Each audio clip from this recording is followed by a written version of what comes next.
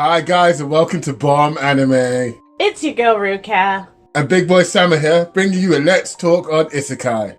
And to switch things up just a little bit, we asked a few of you guys on Instagram to give us some of your comments, and we're going to share those here in this episode. So thanks for collabing with us over on Instagram.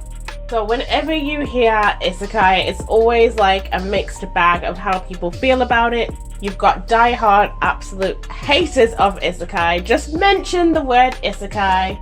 That's enough to make sure that they do not watch it. And as you saw in our other episode, I did say that I hate like all those kind of mecha animes. I have never liked them. But I actually still end up watching at least one, I would say each year. Like, I obviously watched this one, I watched Cannon Busters when that came out. I still keep giving it a try. So basically, I'm a fan of Isekai. I love Isekai. I like the ideas of Isekai. Probably because I have a slight god complex and I would really like to be OP in my own universe. But the thought of watching someone going through that and, you know, the logical steps, the kind of problems they have to deal with it, that's the reason why I'm down for Isekai, really. So we have Anime Gensho here who said that they don't like them because they're all rinse, cycle and repeat.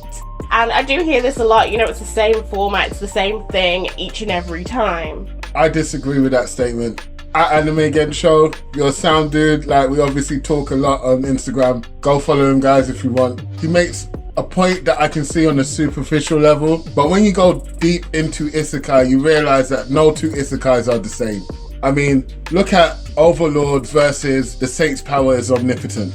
There's no way that they are the same because they are presented with different worlds and different problems. Even Other Side Picnic, and even myself, I didn't count this as an Isekai, but it technically is. Look, back in the day, like Digimon. Can you tell me all four of them are the same? I don't think so. Now, I do kind of get Anime Gensho's point. You know, they do have the same kind of fantasy world, the same sort of structure, the same kind of leveling up feel, or the game interface. They do have a lot of that kind of thing. But even though they are similar, they are also very different. And I think that if you just look at shonen, it's the same kind of thing. They are really quite similar to each other, the same sort of outside structure, but it actually doesn't mean that each of them are the same as each other. Although you do get people out there who think that Black Clover and Naruto are exactly the same anime because they don't have eyes or ears. No, okay. Don't fight me in the comments. No, no, you said it with chest. Look, I back you 100%. No way, I'm saying this now.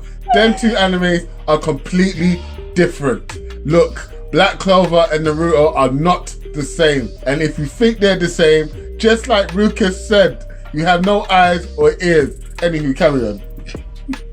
And also going on with Anime Gensho's point as well, it can seem that they're not very creative in terms of the worlds that are created. They all have the same kind of villages. You were saying this when we were doing our Hot or Not on the first part of Dungeon Boonies. You were saying like, oh, it's the same kind of village that you always see kind of thing. Which is true, like the worlds are kind of similar in that sense, but I don't necessarily feel like they need to be like completely different.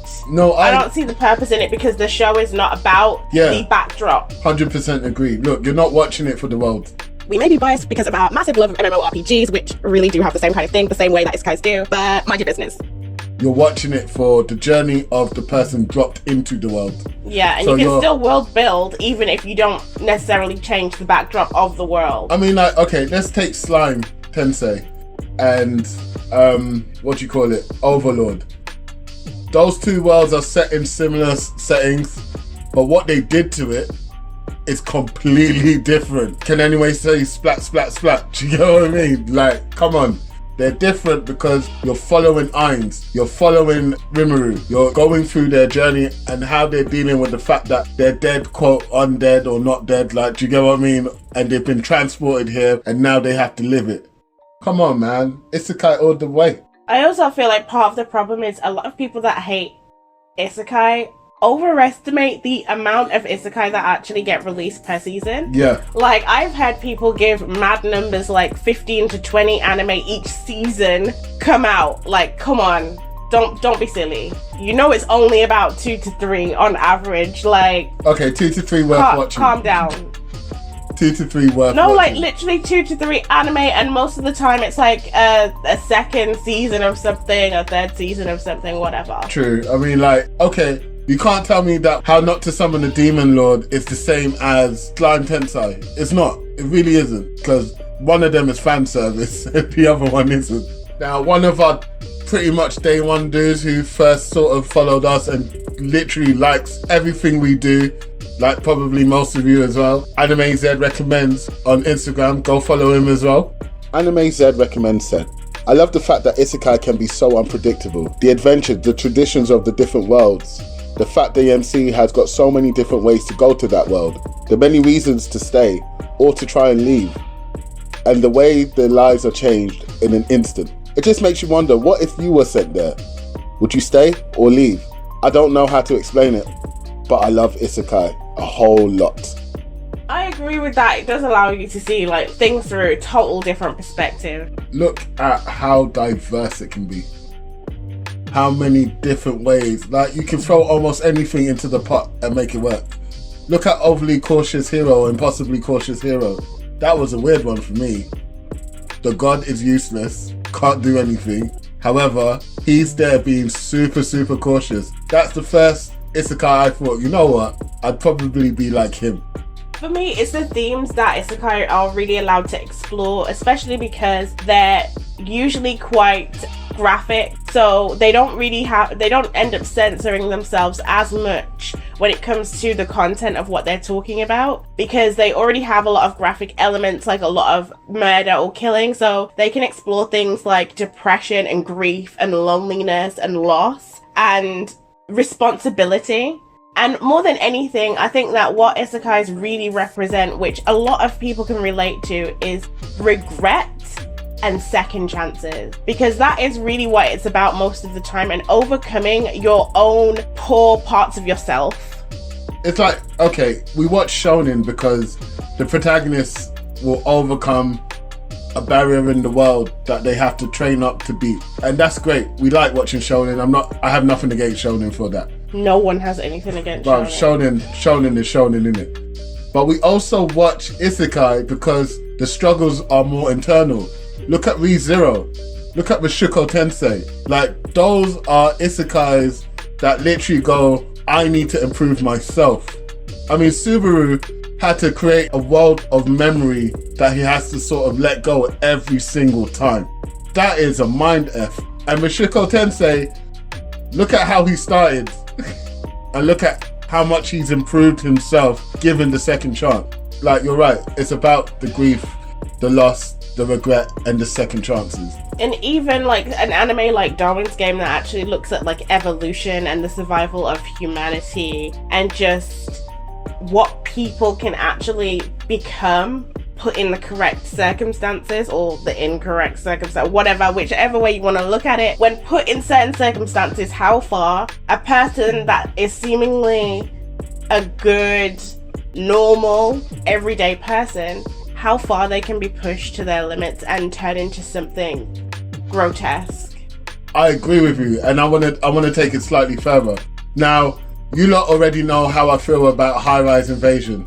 However, High Rise Invasion was still watchable because the main character kept getting stronger and stronger, creating an army for herself, overcoming an army created by another character who was also dropped in it. It was like 4D chess. And it was a fun watch in that sense. Forget the other stuff, but it was a fun watch in that sense. So do you think that having the same sort of game features, leveling up, adventurers guild, magic, mean that you can't world build because you're using really serious foundations that are just rinse, recycle, and repeat, like a lot of people have said. Absolutely not. Look, there's a game, I don't know if you guys know it, it's called Dungeons and Dragons, and they use these same blocks to create very new, very unique games in multiple homes and basements around the world every single day. ESO, Terra Online, you've got Neverwinter, you've got all of these MMOs out there, WoW, that are literally doing it every single day. I even made the comparison that High Rise Invasion was sort of different from the MMO genre and more like a mobile game because of how it was set out. Yeah, you did. Every single day. We're all given building blocks to do stuff, but we all create new things using the stuff that are already available. It wouldn't be a world if you couldn't do that. So, no, rinse and repeat, absolutely not. So, what do you think makes people view a generic shonen differently to a generic isekai and view the isekai in much more of a negative light than the shonen? I don't think that's the case. I think that people on the internet want to hate on something. So I think that the reason why more people, well, it feels like more people hate on isekai as opposed to hating on shonen is because if you're an anime head, chances are you grew up on shonen and it's the first animes you've seen, and then you branch off into different branches. And so therefore everyone's got that my first love was shonen in it, so I really can't say bad things about it. Well deserved though, it's well deserved. Well, obviously, yeah. I mean, that's why you've got the whole toxic fan base system and stuff like that, because their first love was Dragon Ball Z, for example, and then everything is now, but they can't beat Goku, even though some people clearly can. And I've said it. Come at me, bro. But it's their first love. Isekai wasn't. Even though they grew up watching Digimon, which is also an isekai, I'm just saying that too, with chest. So, because it was their first love, they're going to look down on anything else. That's why you get people looking at anime and saying, oh, that's mid, or that's a poor anime, or whatever, because they've already built their foundation on what anime is and cannot see past what anime can be. So basically what we're saying is, we really like isekai, and you should too like our genre of anime that we like, and that's it.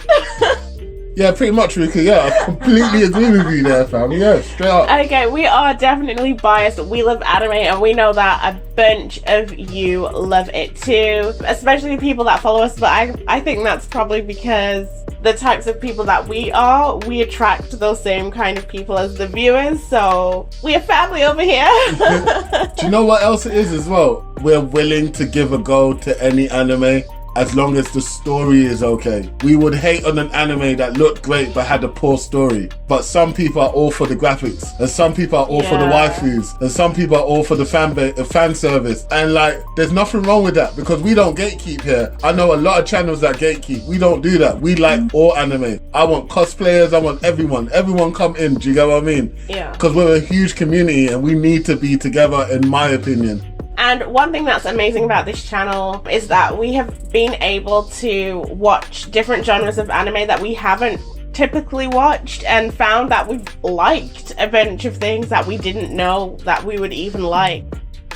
I have to say, like, this was the best idea that you forced me into, Ruka, because without you, there's no way I would have met so many awesome people with different points of views and watched so much shows that I just really wouldn't have given the second time of day or whatever. Biases aside, we all have things that we don't really like watching, and it's fine to have a community out there that really just don't like watching isekai. It's great to hear other people's opinions, even the ones that aren't what your opinions are. That's how the world works. That's how things improve. That's how we get new and amazing things. It's that we're all different, but at the end of the day, we all love anime, and that's what it's about. That's it from us. Thank you for watching our video and also for taking part. Don't forget to like, subscribe, and share. Peace.